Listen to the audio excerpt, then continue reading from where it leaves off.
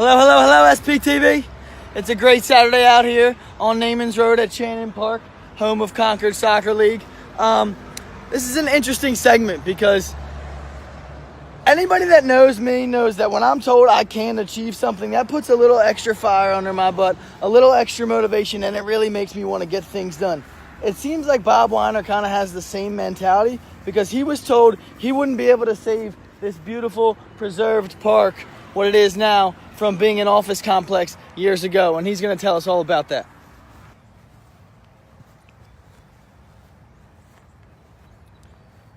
Shane, SPTV here at Concord Soccer Association, which is really Channin County Park, the location of a school built for we baby boomers back after World War II. And Channin Elementary School could no longer exist because the population base of students dropped after the baby boomers went through elementary school. We had an empty, crime-infested, rotting, deteriorating school. And instead of having a school campus, Governor Ruth Ann Minner wanted to put a corporate headquarters here in the midst of our community of Channin.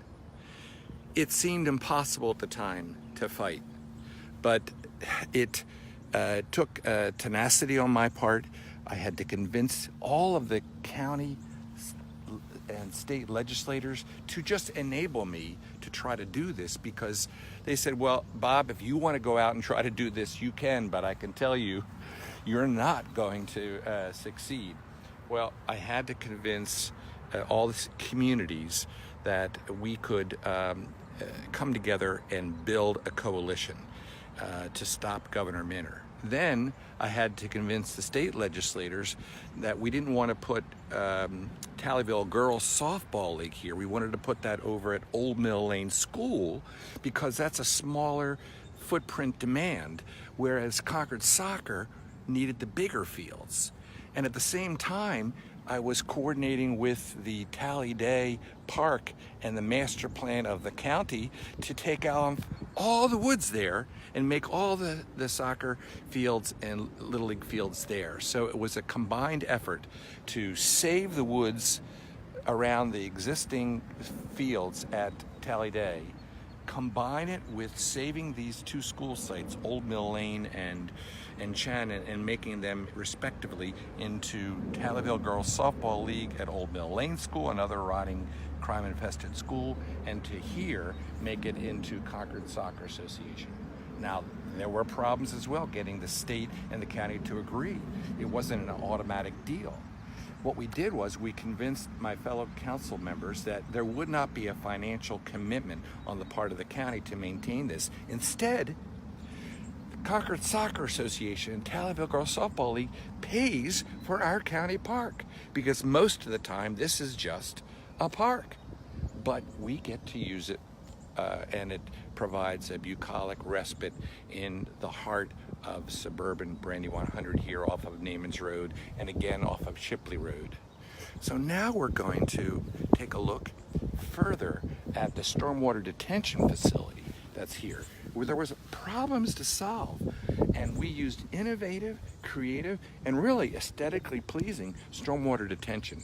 This was cutting edge at the time, and it helps to keep these fields dry.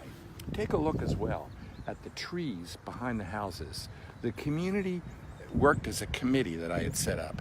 They decided if there were going to be gates or not gates, where there would be access points to protect the privacy of the community during the games and during the season.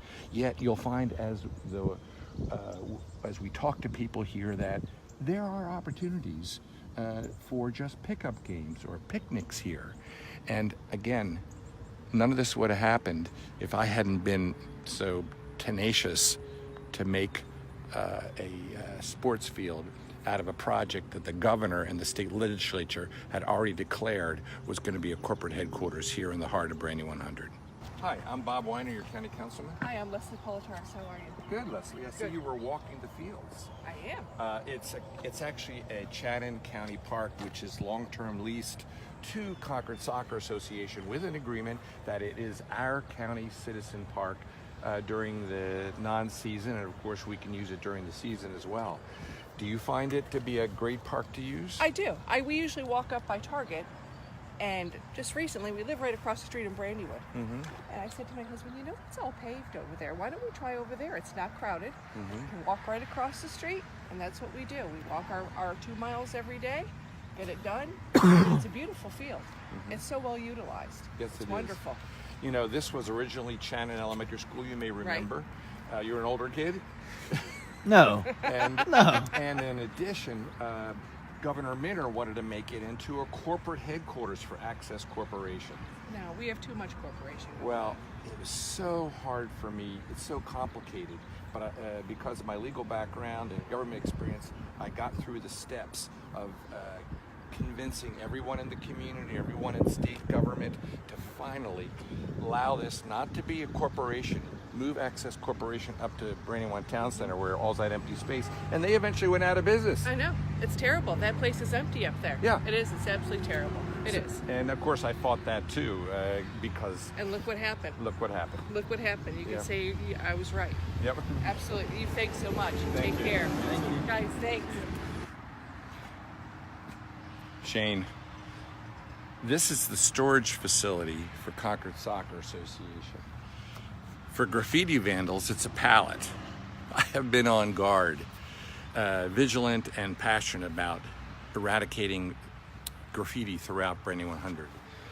My friends here at Concord Association have had to paint this white a number of times. You notice when you go underneath the underpasses of I-95, the graffiti in my district doesn't exist or gets eradicated quickly because I took it upon myself to do something that no other public official had ever done before. I started a Citizens Anti-Graffiti Brigade. I worked out the protocols with the Delaware State Police, the Newcastle County Police, the Delaware Department of Transportation, the Attorney General's Office, the County Law Department, so that we as the citizens of the Anti-Graffiti Brigade have safe procedures on how we approach or do not approach graffiti. If it's on an interstate, we get that reported to the state and to the feds. However, if it's on state department right of way, then you will see us working on weekends, and you're all free to join because this is a public-private partnership. Government cannot do everything. That's why we need citizen engagement and involvement and pride in our community. I hope to see you there. We're only as safe as we remain vigilant.